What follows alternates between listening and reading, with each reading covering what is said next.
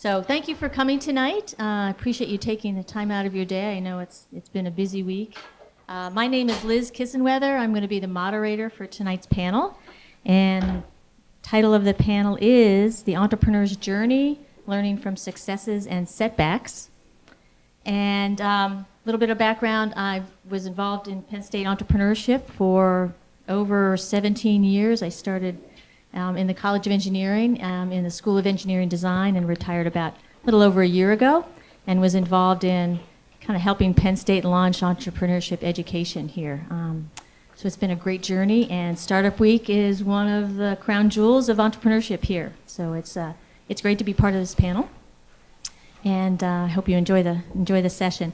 So the plan is I'm going to do a really quick introduction of all four of the panelists, and then kind of see if we have questions right away from the audience, right? If there are no questions, I have some questions to get things kind of rolling, but we want to maximize time for audience to ask questions of our panelists. So we'll get started. First of all, Nayeem Hussain is here. He's the founder and CEO of Keen Home, and it's based in New York City. He's a Penn State grad from 2005. And Keen Home's first product is the Keen zoning system, which provides individual room temperature controls, including smart vents and smartphone apps, so that you can control the temperature in every room in your home 24/7. And before he started Keen Home, Nayeem was doing real estate investment in New York City, as well as working in finance. Okay. Next up is Nina Jenkins. She's listed on the program as a senior research associate in entomology in College of Ag Sci, but she is much more than that. She is the founder of a company called ConidioTec, which is developing an EPA-registered bed bug biopesticide called Apprehend. If any of you have ever experienced bed bugs, you will know that this is a product that we want to see on the market as soon as we can. That's amazing. So it's a great story. So next is Maureen Mulvihill, and she's the president and CEO of Actuated Medical here in Bellefonte, Pennsylvania. Over the past 11 years, Maureen has really helped transition Actuated Medical from kind of a prototype company to a fully integrated medical device company that develops, manufactures, and sells its own devices. And some of those products include systems for support of surgeries, blood and bone sampling, and transdermal drug delivery. And last is Matt Rhodes. He's a Penn State graduate in 1994. He's the managing director of 1855 Capital here at Penn State, and he's also the co-founder of that group. And 1855 Capital is a seed and early stage venture capital fund investing in companies that have close ties to Penn State. And Matt also has extensive experience in the semiconductor industry, both in startups and venture capital, both here in the United States and internationally. So we have a panel that's about as broad as we think we could ever provide during Startup Week, which is great for you. So it's good news. So do we have any questions from the audience to get started? No, it's early. Don't be afraid. It's got to be one. One, Come just on. one. There you go. I have one, but I'm being a little bit facetious. What's the best question you were ever asked? And what was your response to that question? In terms of panels like this, I've seen many of you at panels. I'm sure you've been. Yeah, The great depth of question. experience you have here is tremendous. Yeah. So anybody want to jump in?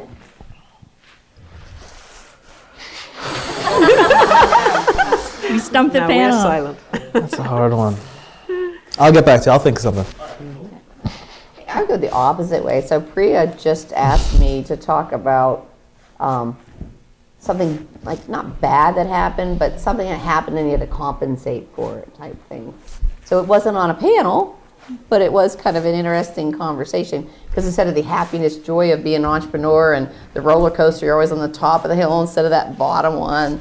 You know, so she's asking about what's that bottom one look like, right? I would say that in 2014, I had been courting, or they had been courting me, a distributor to sell my first product. And the gentleman that I was interfacing with and negotiating with about a week before I was supposed to sign the contract called me up and said, I'm leaving and I'm going somewhere else. And I'm like, Mike, should I still sign? Oh yeah, Maureen, it'll be okay. Go ahead, go ahead. And so I signed. And then, months go, sales aren't happening. Months go, sales aren't happening. About 15 months into the contract, the 2-year contract, I ran into the CEO at a conference. So I grabbed him and I took him outside and I'm like, what the hell is going on? And he goes, oh, you have a great product, but I didn't incentivize the sales guys. Well, I don't know if you guys know about anything about salespeople, but you got to incentivize them or they won't do anything. So I said, all right, you got 3 months to turn this around. And he didn't, and I had to cancel the contract. Turns out that they were advertising, they were trying to get acquired, and they were advertising 21 new products, and they kept TubeClear in the new products category, which means there's no incentivizing the sales guys. So, but turning that around, when that company got acquired, then they laid off like 7 senior sales guys that I then hired.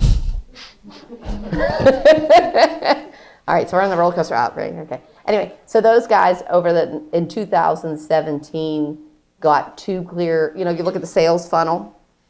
They got 75 hospitals at the top of that sales funnel, and now we're moving them down. So I don't know what's going to happen down here because our sales cycle is long. But the fact that now TubeClear is being talked about at 75 facilities is pretty awesome.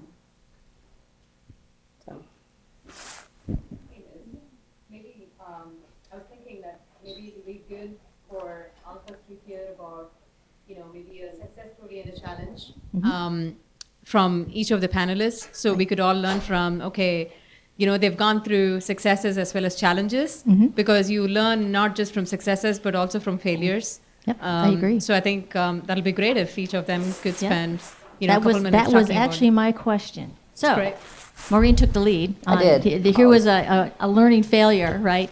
So if each of you would like to do that, talk about, especially the failure side. We are famous for talking about all the successes that we see in entrepreneurship, and we don't always hear the very interesting stories of troubles and failures. So if each of you would like to talk about I'll jump some in. of those, that'd be great. I think scaling your team, it's always a challenge because, and I just spoke about this about an hour ago, there's a huge volume of work that needs to get done, and you need to hire people quickly to do the work, otherwise you never make it to market, right? And you're constantly looking for, if you're in a tech startup, you're constantly looking for good engineers, good talent. And it's easy early on when you've raised a couple $1,000,000, you need to spend it by hiring people to build your product, to sort of be lured away from the core culture that you're trying to build to chase the MIT resume or the machine learning PhD, right? And we certainly did that. Made the mistake of bringing on a sort of neuroscientist, cybernetics, machine learning expert, amazing on paper, very well spoken, nice guy, but ultimately ended up paying the guy well into the 6 figures to write a lot of math for us that then our engineers couldn't really translate to meaningful production quality code, right? And it takes time to kind of figure that out. It's not like, after a month you're realizing that this guy is great at writing math equations, but that's not really market. You can't take that to market. So it took about 6 months and a good chunk of money down the drain before we figured out that A, he wasn't really a culture fit, and B, we sort of got lured into the buzzwords, and it wasn't really going to be tangible what he was producing for years to come. So that was certainly a tough lesson to really, and I said this again, so I'm apologizing for repeating. Better to have, and this is not necessarily relating to him, but Brad Feld is a mentor of mine, and he told me very early on that it's better to have a hole on your team than an asshole. And it's something that it's tough to come to terms with that and to come to grips with that when you just have so much pressure of you need to do so much on a short time frame. But a couple years in now, it's something that I take to heart every day when I look to hire people. Okay, well, to describe my challenges or failures, I probably have to talk a little bit about our product, which is a biopesticide for controlling bed bugs. So it's based on a fungal disease of insects. And if insects or if bed bugs crawl over a surface that's been sprayed with this biopesticide, they pick up the spores on their legs, they spread it on their bodies, and then the spores, just like seeds, germinate and they penetrate into the body of the bed bug. They grow inside its blood system and then it dies. And it's a technology that I've been working on for a number of different pests before we came across bed bugs. But for bed bugs, it was really important because the chemicals that are currently used don't work very well. This is why we have this massive bed bug epidemic in the US at the moment. So we kind of had the technology almost there. We just had to adjust it a little bit and develop the strategy for attacking bed bugs. But we had been using in the lab this little artist's airbrush to spray our formulation of spores, in barriers on various surfaces and run them over. And then when it came to the point where we had to actually register the biopesticide, they said, well, what are the users of this biopesticide going to use to spray it?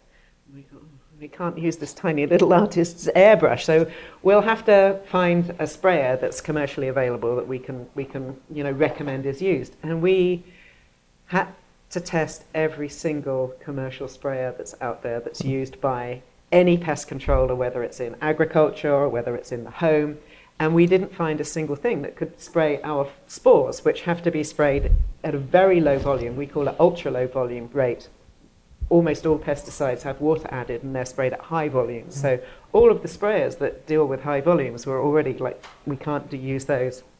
So we had to, as microbiologists, become engineers and develop a spray system that would be sold alongside our product. All of a sudden, we've got to develop a product to sell a product. and that process took us two microbiologists over 2 years. And we came up with all kinds of monsters that looked like they were promising at first, and then they failed because they blocked, because our spores are particulate, and most things that don't have little particles floating in them. So the tiny nozzles that we had to use got blocked, and then, well, we can't sell that. And actually, it was only 2 weeks before our launch, because we decided to launch anyway, just hoping that it would be all right.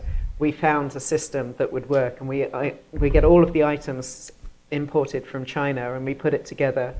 And the success is that, remarkably, we haven't had a single complaint from that application system from our users since we started selling in November. So it's a huge relief, because honestly, anything could have gone wrong, but it actually Wow. didn't. So yeah, that was a close call, and it was a low 2 years thinking we'll never be able to sell this because we can never spray it in the field.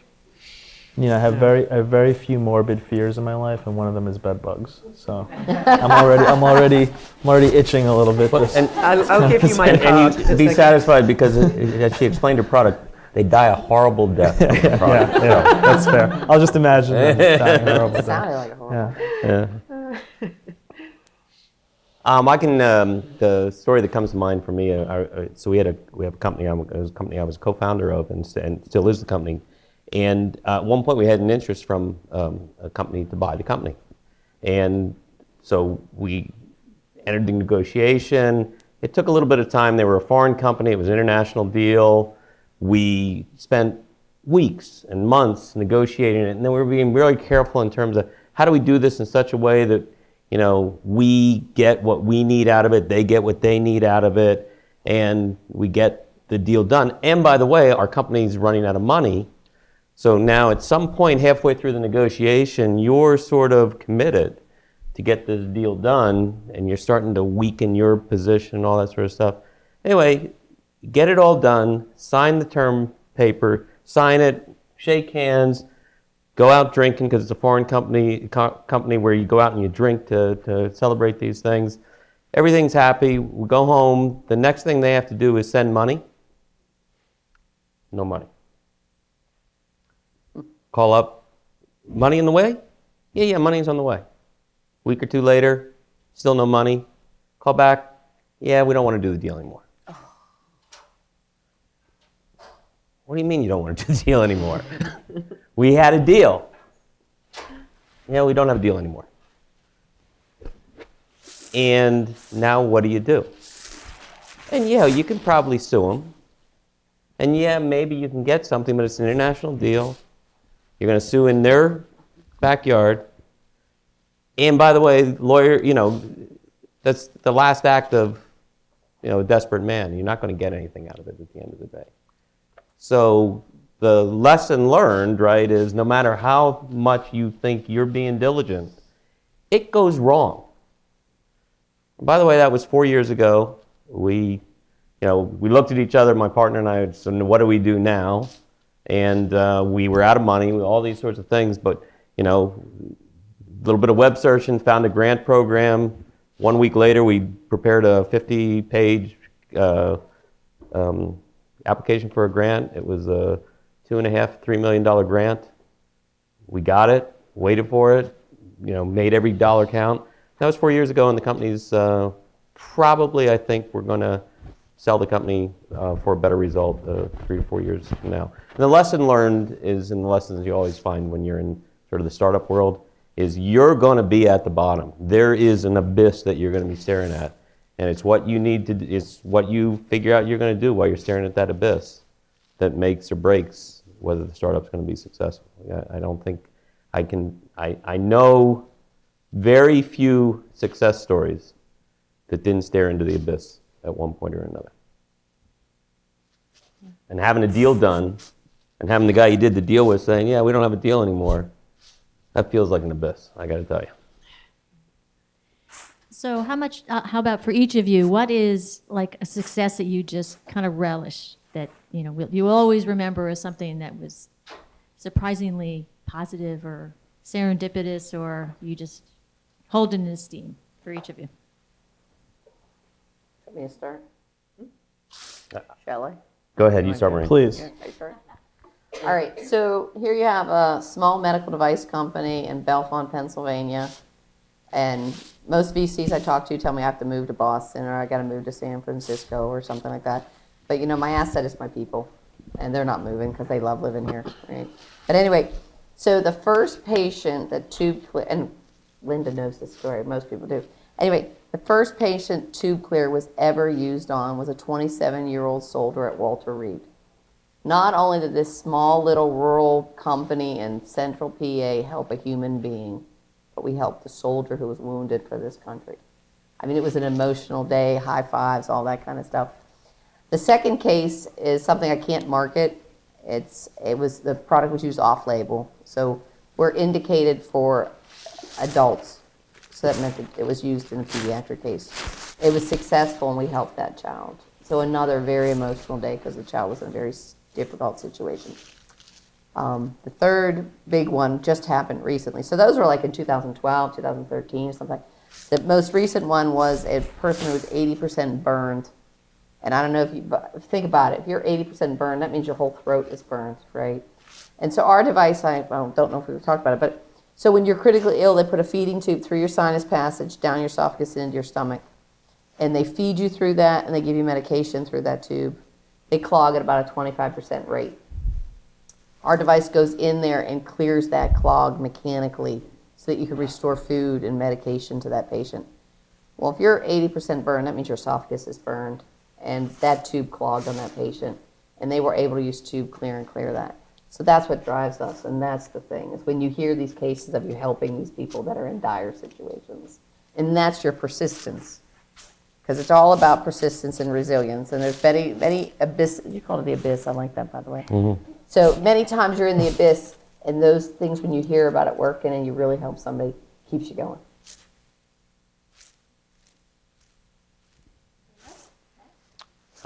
Not quite so meaningful as those stories, but it is the case that I was lucky enough to run a very large semiconductor business that was communication technology. And how many of you people remember dial-up modems? Yeah.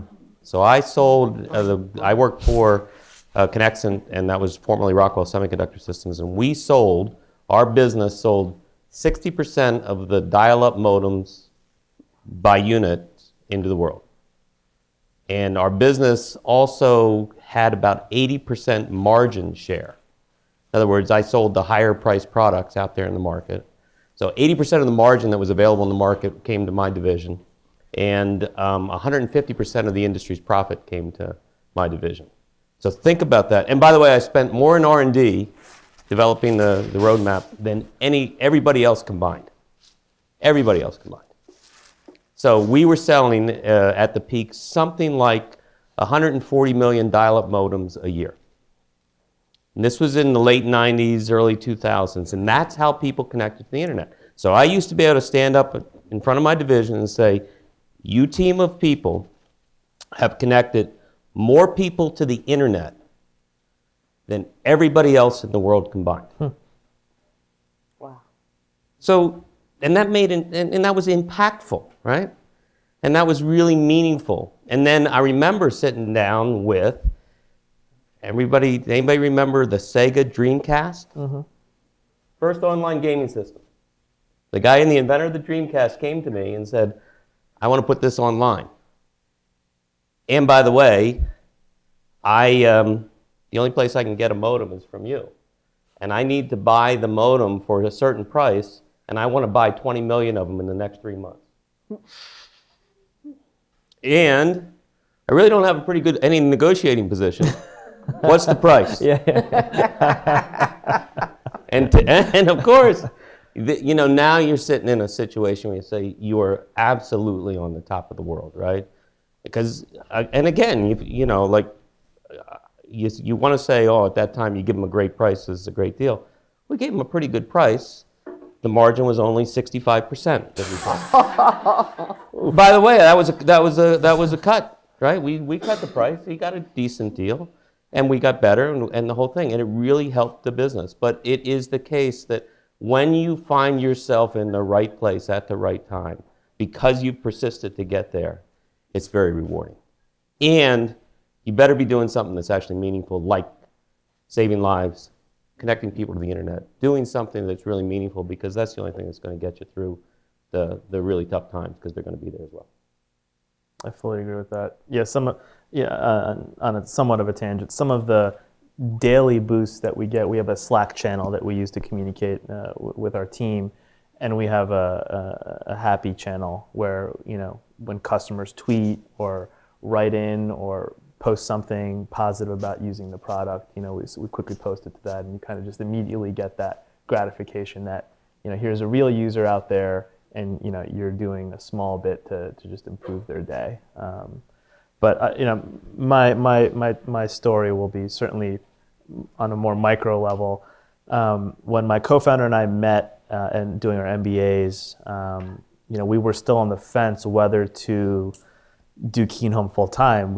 He was working as a management consulting. He was going to school part time. I was going to school full time, and I had an offer from an investment bank. So I was really figuring out, both of us, how we were going to potentially split our time, or were we going to jump in with both feet. We got a call from John Biggs, who's editor at TechCrunch, that we were invited to pitch our idea on there's an event called TechCrunch Disrupt. They have a startup battlefield in New York and in San Francisco, so twice a year. So he said, hey, would you like to pitch your idea on the startup battlefield? We looked at each other immediately, sure. And then we realized that all we had was a 2-page, not even a business plan, a 2-page document, because we just conceived of this idea to enter a NYU business plan competition, right? But we said, hey, look, if we can pull this off, it's 5 weeks away. We can validate, you're going to be in front, live streaming to millions of people all over the world. You can validate, does this idea have any legs? So we essentially created a company in about 5-6 weeks, like everything from a website to creating a prototype, a physical prototype, to business cards, to all collateral. And we pitched on working 100-hour weeks. We got there on the battlefield. We were one of 18 companies in the country, and we pitched our idea. We launched a crowdfunding campaign. We raised $50,000 on Indiegogo for a company that was literally a 2-page document just over a month before that. And then we sort of and then I got an email the next day from a guy I went to elementary school with, and he said, "Hey, I saw you live stream. I haven't spoken to you in 15 years. I work at Lowe's now. Would you like to meet with the VP of Smart Home, who's my boss?" And I said, "Hell no," because we had basically put this thing together just to pitch it, just to see if we were going to do it. So long story short, I ended up contacting him 6 months later when we had a little bit more traction. And it was still a team of 3 of us. Hadn't raised any meaningful VC money at the time. Had a better, more expensive 3D printed and laser cut prototype in a Pelican case. And we flew down to Mooresville, North Carolina, and met with their entire smart home team. It was a team of like 6 people at the time. And it was supposed to be a 1-hour meeting, and we were in that room for like 3-4 hours. Didn't open up the Pelican case once. Just convinced them that we were the team that was going to bring this type of product to market, and they were a good partner for us. And fast forward another 6 to 8 months after that, and we got $1 million PO from them, and that really helped us validate demand as we sought to raise more and more money. So. I'll always look back on that kind of early time and that sort of whirlwind, couple months early on where we, made it to that startup battlefield as really, just a turning point for whether Keen Home would even come to be. That's great. All right. Okay, so let's, I know there's hands up in the audience now. I saw a couple around the room. How about over here? Wait for the microphone to get to you.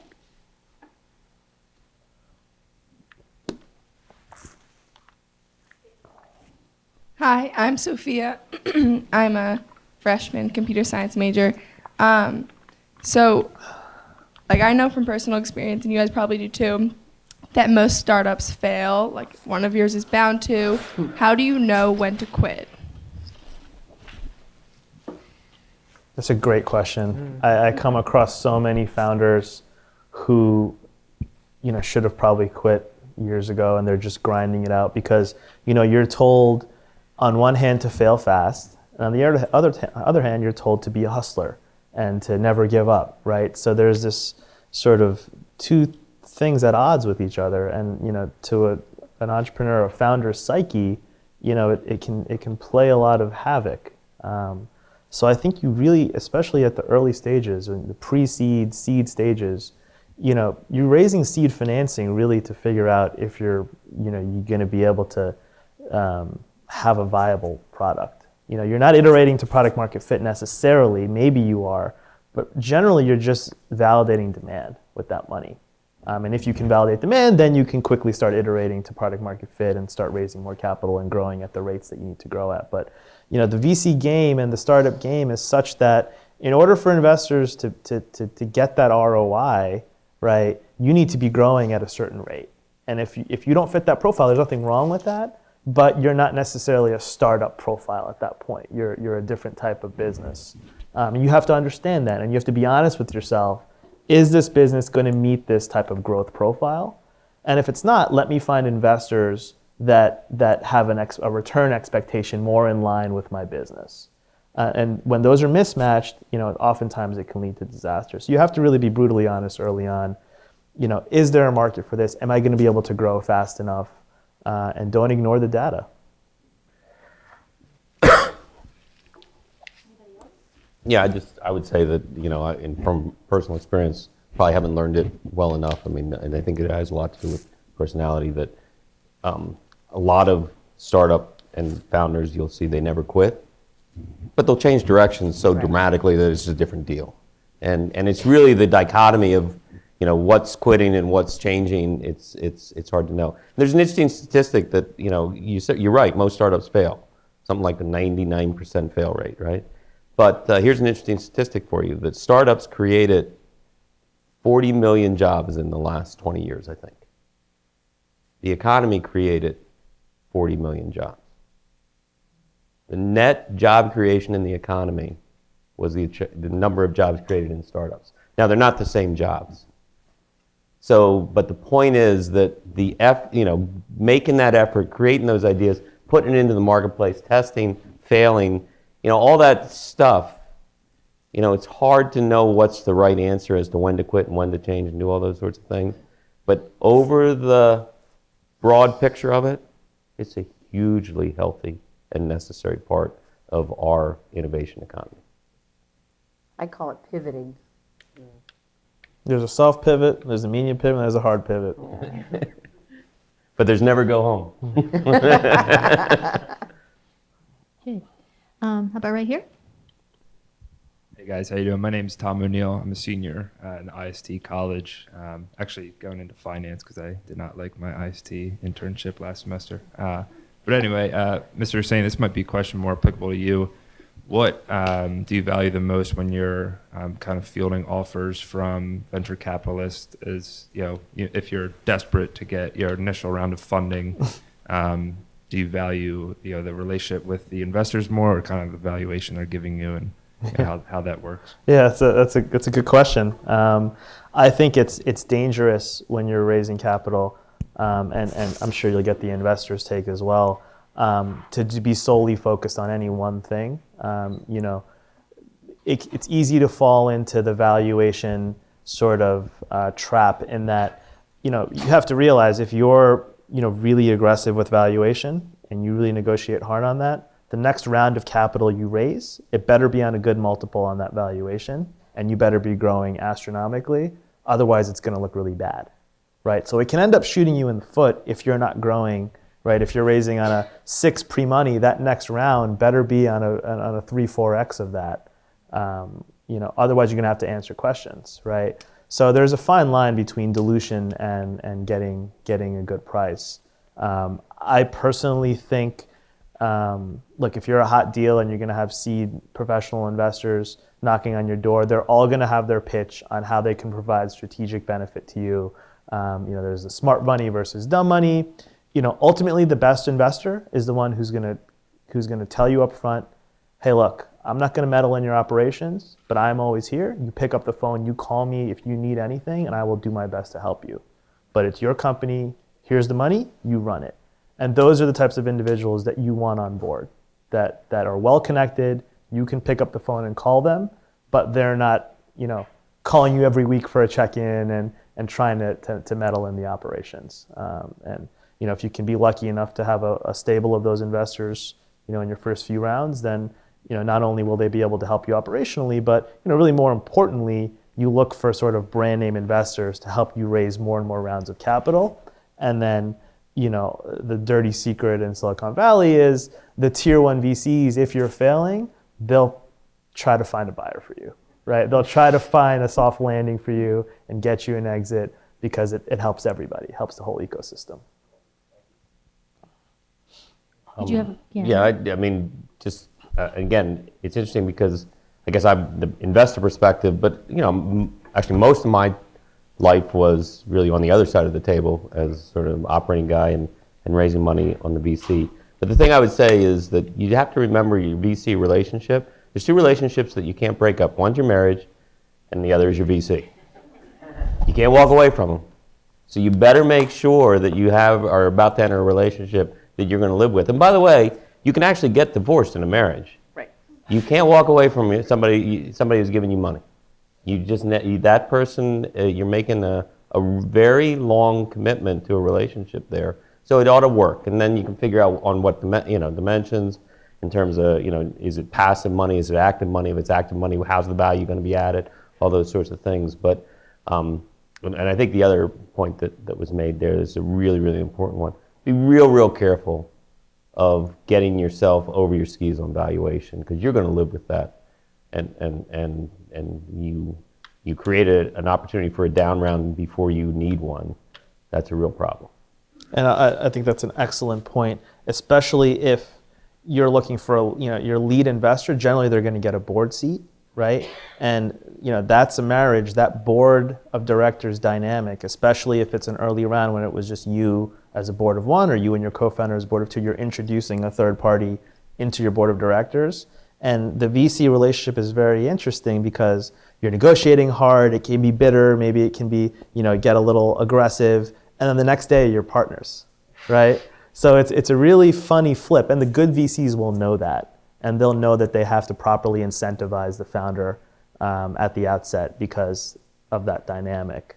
So you always want to make sure this is someone who you're comfortable being on a board with, and having regular meetings, really talking about the future strategy of the company and building the company, with that person's opinion in mind. I would add to this that it's possible that you don't need VC or angel investment at all.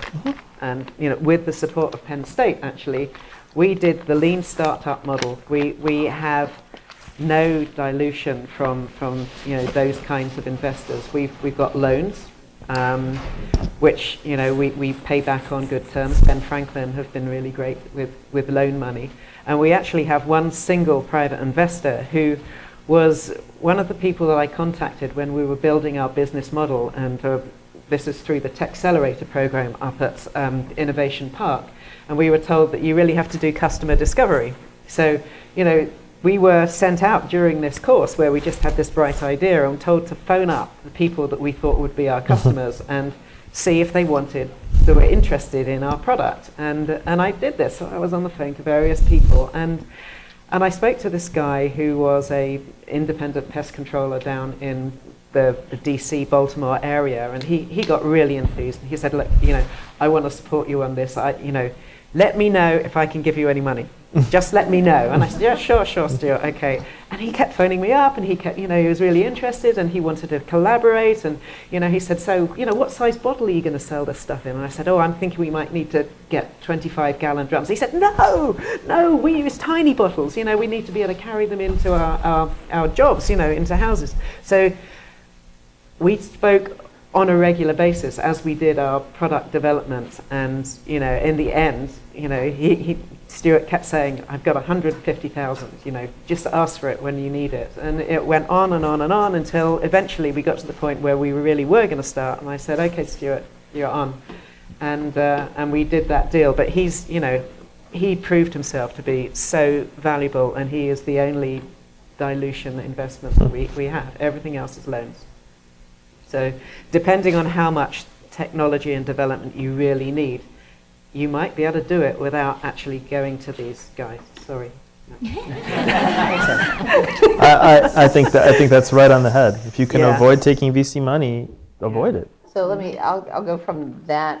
So Actuated has done a lot of our early innovation using small business innovation research grants from National Institute of Health, National Science Foundation, DOD, and USDA. So that's another avenue where these SBIRs or STTRs are non-dilutive. So with those funds, I'm not giving away equity in the company.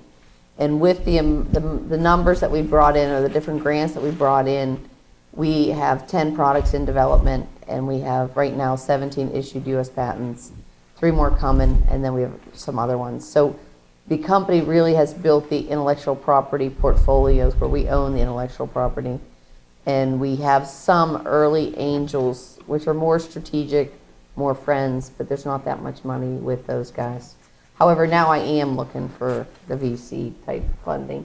But our early stuff with the SBIR, so we get going, and you understand where you're going before you have to worry about the valuation and things like that. You take less dilution now. Right. Other questions? Yes. Go ahead. Right here. Sorry. Let us speak. You go ahead first, and then we'll shift it over here. You guys were previously talking about trust and relationships and developing relationships with VCs and the dynamic that was involved in that. And we're talking about successes and setbacks here. So was there ever a time where you instilled trust in someone or brought someone into your circle of trust and you turned out to be wrong about them? And if so, was it incremental where you one day were like, oh, okay, this isn't working out? Or was it a one big boom where you're like, this is a failure, this is not the right fit? Great personnel question. I can start, you can start, you start. Well, yeah, I mean, you always have those experiences where, wait a minute, this isn't, the expectations that we have here are not being met one side or the other. And, you know, at the end of the day, you have to decide how to handle it sooner rather than later. And usually it means, okay, you know, we got to go two different ways and the like. It is very, you know, he mentioned it before, if you get bad dynamics on your team, letting that hang around for too long is the most damaging thing you can do. And you got to do yourself and your team a favor to say, hey, you know, we got to move on, and trying to face that sooner rather than later, even though it's very difficult. And because, you know, at the end of the day, you try and avoid saying it's your fault or it's my fault. It's just not working out, and move on, because you ruin the team dynamics. It has a lot of long-term implications. And 2 points to that. When you let that person go, the team will thank you because they saw it and they saw that person bringing everybody down. The other thing I would say is we had with the founder, right? And he kept saying, oh, the docs will get signed, the docs will get signed, the docs will get signed. So anytime I'm in a group where I'm trying to mentor young entrepreneurs or entrepreneurs, I always say that whatever your docs are, your agreements, they need to be signed almost like on the first day established in the company. Because as the company starts, people start seeing dollar signs. And if they don't have the best interest of the company at heart, you're going to have trouble. So get the documents signed early so that everybody's in agreement. Even if you're the best of friends, it doesn't always stay that way. So, but yeah, I always say that I take a long time to hire and I fire fast, or I let go fast. And the team always thanks me because they saw it too. And they didn't tell me. I'll make 2 quick points. You know, the hire slow, fire fast is a popular saying. I think, in my opinion, I agree with it, but I think it's a little bit more nuanced in that as a CEO, as a manager, you need to give your people feedback. You know, whether it's monthly, quarterly, whatever you can handle administratively. I think too often startups have this sort of fire fast mentality. And you lose your humanity a little bit because, you know, the person may not know everything bad that they're doing. They might not intentionally be screwing up. And I think the something that you can bring, an acumen that you can bring from large companies is they're very good generally about 360-degree feedback, right? My wife works for a big corporation and she has to take hours, you know, every few months doing this 360-degree feedback, but you know, that's both feedback up and feedback down. And I think if more startups could incorporate that, it would certainly be beneficial to those people who aren't working out. And my second quick point is, you know, a lot of startups skimp on lawyers, you know, early on because it can be expensive. But if you can find a good law firm that you essentially pitch them like an investor and get them bought into your vision, a lot of them will defer fees. You know, we deferred maybe $50,000 of fees for over a year. Just because the firm was willing to take a chance on us. And if you can bring a good law firm on board, they can help you, you know, avoid a lot of those trust issues by getting docs in place, getting a legal framework in place to make sure that, you know, you don't get into some seriously hot water with, you know, just administrative issues. Nina, did you have a comment on Well, we're really young, so far we've made no hiring mistakes. But I have to say that I was told I needed a CEO. I was the CEO of our company initially, but that's clearly not my strength. I'm more in the technical area. So yeah, we were going to need a CEO, and it did fill me with some horror because I really didn't know who we were going to get. And, you know, this person was going to have, you know, no idea about our product. I was going to have to teach them everything right from the word back because it's really unique, and the likelihood of getting somebody who knew anything about bed bugs and biopesticides was like so slim. But we were incredibly fortunate because our trainer at the Techcelerator, Don McCandless, decided he wanted to change in direction and actually offered himself to take this position. So, and we'd worked with him for, you know, 2 or 3 years. He'd trained us. He'd always given us great advice, you know, and yeah. So when he said that, it was one of those high moments. It was one of the best days of my life because I thought, oh my goodness, I've got a CEO and I know I can work with him. So far, so good. But there's only 3 of us so far, so, well, 3.5. All right. Yeah, we had a question over here. Yeah. Hi, I was just interested in some of the logistics of having talent. I'm sorry, the logistics of talent acquisition internationally, which I think only Matt. I'm not sure if Matt Rhodes would be. I'm sorry, Mr. Rhodes might be the only one who can speak to this on this. But also, just your early hires, what you were looking for in terms of matching it with your available funds that you had. Yeah, I mean, so I can take that. I did have had some experience in international hiring. It was big company types of things that we had staff there. We had those, bunch of people working on it. I think probably more meaningfully to answer your question is, if you're going to bring people into your organization, make sure you bring them into an organization that you know how they work as people, because you're hiring people, whether it's hiring internationally or locally. And I had a lot of experience working across. At one point, I had 20 design centers around the world reporting to me.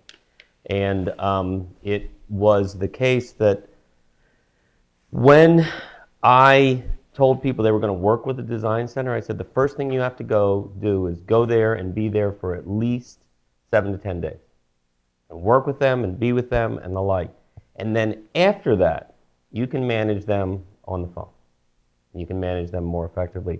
But if you don't know, if you're just talking to a voice, it just doesn't work. So it really is, the international experience, for lots of reasons, things diverse these days. You got to go to where the talent is available. You got to do all those sorts of things. But never forget that they're people. And they're going to have their own environment, their own sort of pressures and ins and outs. And as long as you can identify those ins and outs when you're actually working with them, you can become much more effective. I'm not sure if that answered your question. I'm not sure what you're really looking for, but the international piece of it, I think, is much less meaningful than just remember the people. Yeah, I mean, we have a full stack app developer in Ukraine. He's a full-time team member, but there's a third party, and there's many of these third parties now that are cropping up that essentially act as the HR. So they pay his payroll, but he's technically a team home. For better or for worse, he's a Keen Home employee. So when we first signed his contract, we flew him to New York from Ukraine. It was his first time in the United States. We flew him. We put him up. We have a test home in New Jersey, so we put him up in the test home. He was here for a month, and really, to that point, really became, forged bonds with our New York-based employees. And then we have a daily stand-up every day. The entire team gets on the phone and everybody talks for 30 seconds on what they did yesterday, what they're doing today, and if they have any challenges. And he's on every stand-up call. So once they're back remote, it's all about communication and making sure that they're into the fold with what's going on a daily basis. And there's so many tools today to allow you to do that more effectively than 5-6 years ago. Good. I guess I'll hand over here.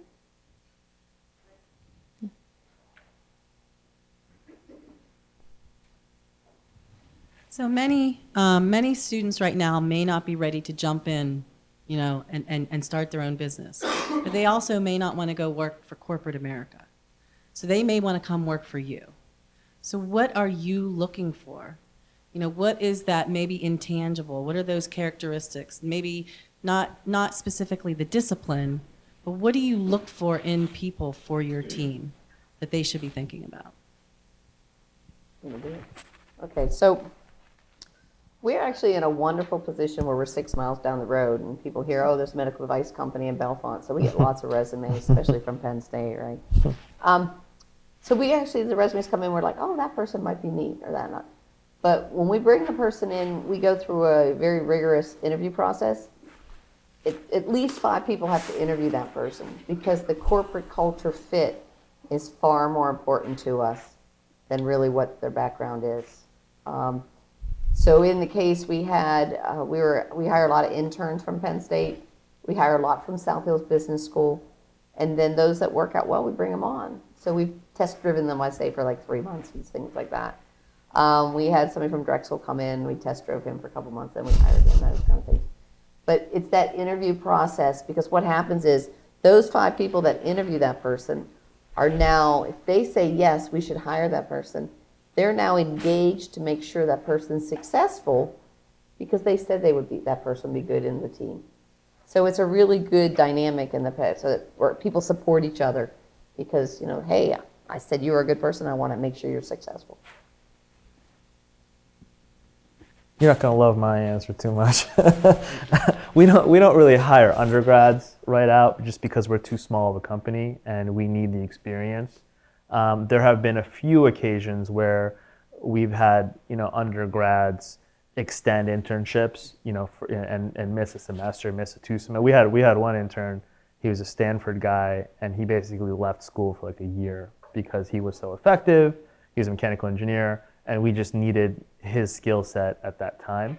But generally, the younger folks on my team are going to be computer programmers, software engineers, and the volume and the quality of work that needs to get done. We just need that at least 4 or 5 years of high quality experience in order just to get the ROI on the salary, because the spread in salary is not that much, because if you think about it, the engineer who's been working at Google for 5 years made good money, and now they're looking to go to a startup because they're looking for a better lifestyle or more meaningful work. So for us, first and foremost, it's tech chops that we look to. So in the rare event that a more younger employee is applying to Keynote, it's how much time are they going to take away from our senior team members for training, for just general hand-holding, and are we going to be able to stomach that as a small company? And generally the answer is no. Sometimes it could be yes. Well, for me, I'll take fresh graduates from Penn State, absolutely.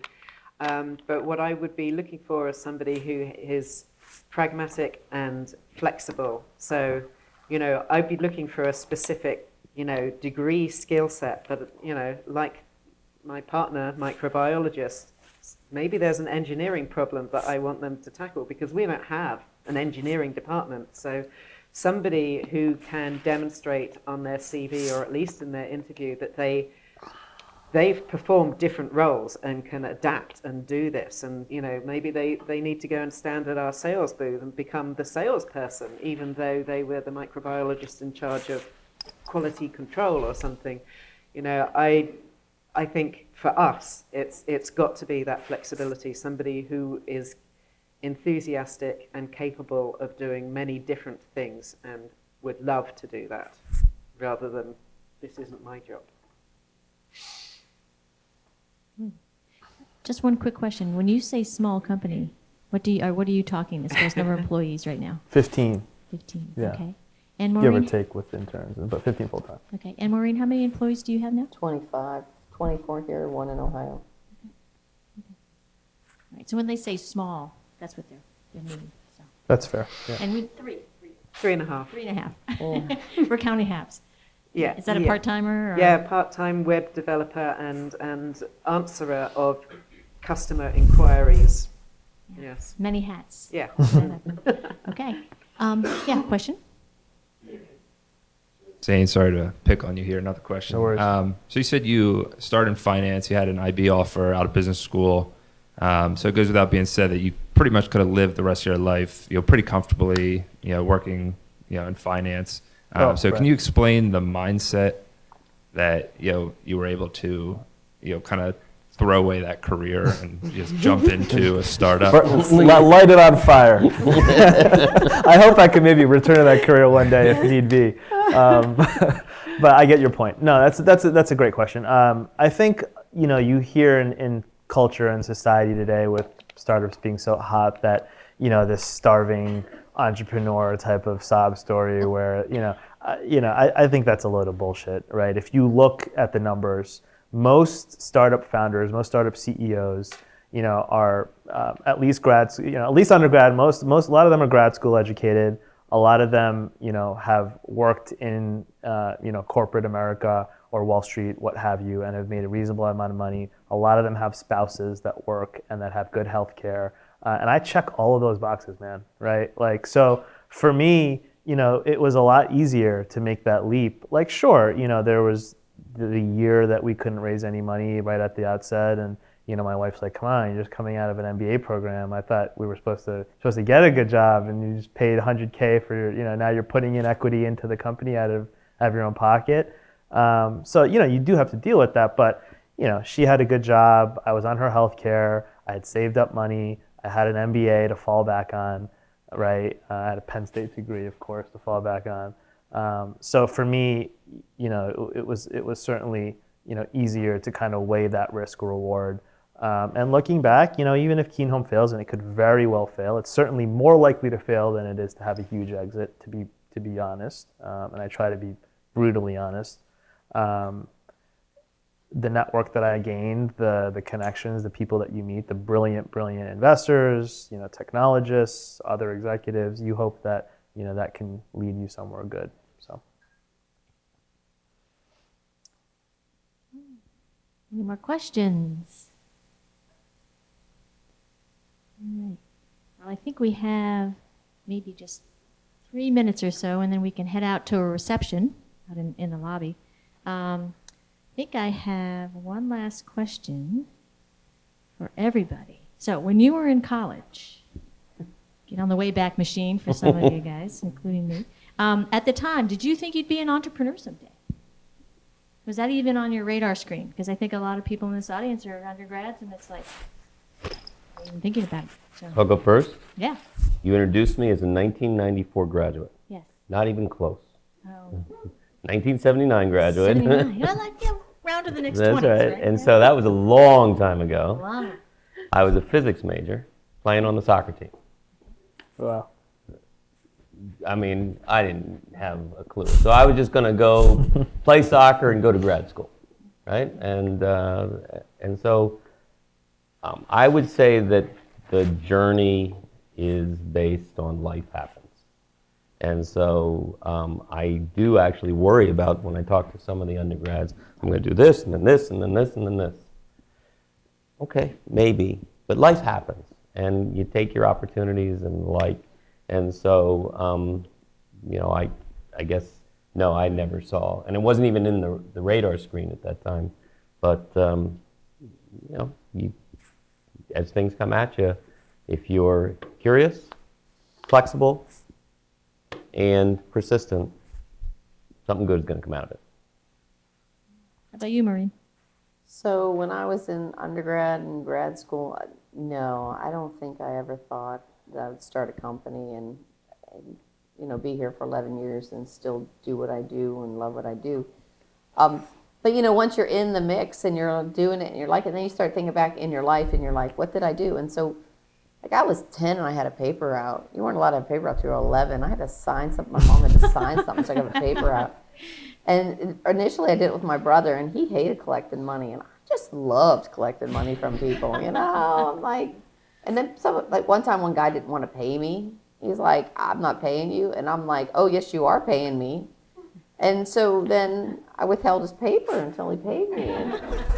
And then he told my dad somewhere, and he's like, she has quite the attitude. And my dad's like, you owed her money. Of course she's going to have attitude. So anyway, so you think back, you're like, oh yeah, I did have the entrepreneurial spirit back then. But I don't think I knew what the word entrepreneurship was when I started the company. I mean, this word has really come around in the last 8 years, maybe.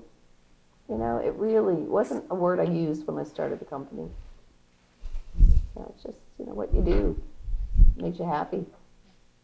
I thought it was an American word. I've been here 10 years, and entrepreneurship sort of, emerged in my vocabulary, and I was thinking, oh, really? I've never come across that before. I couldn't spell it at first. Yeah. I'm like, how do you spell that word? So Nina, it was never on your radar screen? No, but I was also of entrepreneurial spirit as a kid. I was always looking at ways to make money, and I did. I was pretty good at it, and I've never been broke because I'm always on the lookout. But my passion was biology, and I went through biology as my degree, and microbiology specifically, and I've loved it. But this part of my career has been just the best because I've combined the two of them. So it's worked out fantastically. But no, I didn't head that way. And if I could comment on Nina specifically, because I've known Nina now sort of from a distance for 2 years, 3 years, something like that. This is a researcher. This is a scientist. And she fell in love with, I can make a difference. And I can see it. So it's sort of, it happened. It wasn't a goal, it happened. Is that fair, Nina? Yes, it is. Yeah. And now you're slaughtering bed bugs by the million.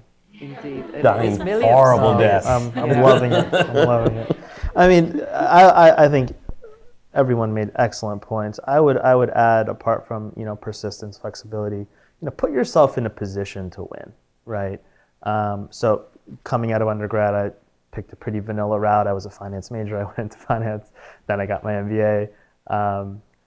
But when I was at Penn State, I sort of fell victim to what many students here do, is you get caught up in the whole experience and you don't necessarily take leadership roles and get really super involved in a lot of there's so many opportunities at this school with all the clubs, all the speakers, but when you're young, you don't necessarily see all that, and you're too busy doing other things. So I told myself if I was going to go to grad school, I was going to try to be more involved. So I was class president at Stern, right? I made it a point to really get to know all my peers, of course, and get to know all the faculty, right? So my co-founder came to me. He was in my cohort, and he came to me with this early concept and said, hey, I want us to do this business plan competition together.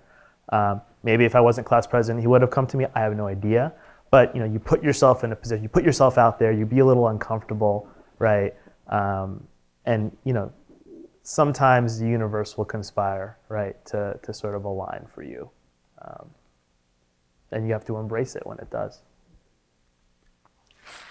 All right. So watch for opportunity, right? You never know when it might pop up for you. So can you please join me in thanking our panel? They did a great job.